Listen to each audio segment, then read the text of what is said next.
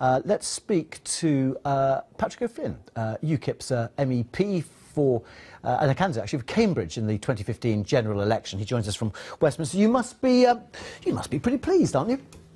Well, what I'm drawing from today, the most striking thing is, despite the broadcasters having bent over backwards to accommodate the Prime Minister's conditions, you could say even being generous to a fault, he still hasn't said that he will take part in these debates. And that's despite him being assured that he would only be exposed to Nigel Farage in sort of seven-way debates, diluting the debating impact there. And he reminds me of something maybe many of your viewers will have encountered, which is when you're trying to sell a house and someone agrees a certain price and a certain set of dates, and then you shift to match them, and suddenly they shift again. I think it's what's known by estate agents as a time waster. And the aura of courage, I think, the aura of political courage is quite important to Prime Ministers. And I recall David Cameron definitely exploiting the loss of that for Gordon Brown back in 2007 when, quote, Brown bottled the election.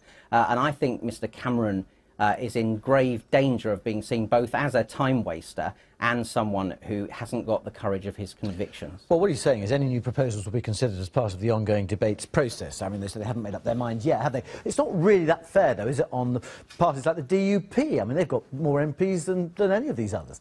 Well, look, these are issues for the broadcasters to deal with. They're the ones who've come up with what appears to me to be an extremely cumbersome format of the debates that UKIP's been invited to. But we're fortunate in having a leader who not only relishes debates, but who has proved, as I'm sure your viewers remember in those debates with Nick Clegg last year, that he's rather good at them. And perhaps even in a format of 7 different leaders, Mr Cameron's reticence about stepping into the same arena as Nigel Farage may be understandable, but it's not a good look for a Prime Minister to be running scared. But do you think, you know, I mean, obviously you prefer just to be with the other main political parties, but if you're going to have Plaid Cymru and the Greens, shouldn't we be having the monster raving leaning party as well?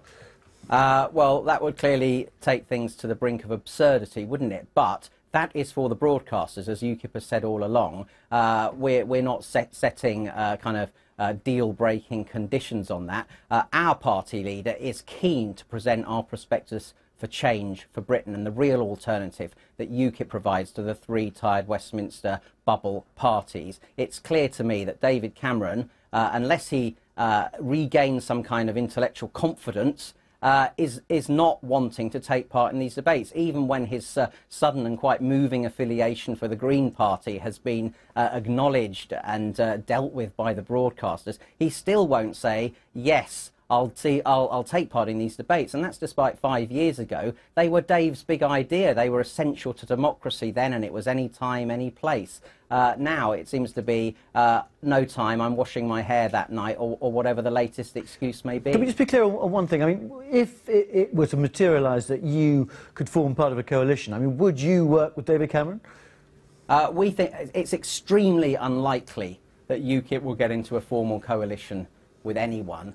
We will come forward with you know, what the priorities are during the election debate for the way we wish to change the country. And obviously it won't come as a surprise to your viewers that our biggest priority is to have a referendum so this country's people can have, for the first time since 1975, a say on whether Britain is a self-governing country. Now, so far, I'm not sure whether Mr Cameron's position of now being for an in-out referendum is reliable and stable, because he used to say it wasn't in the national interest.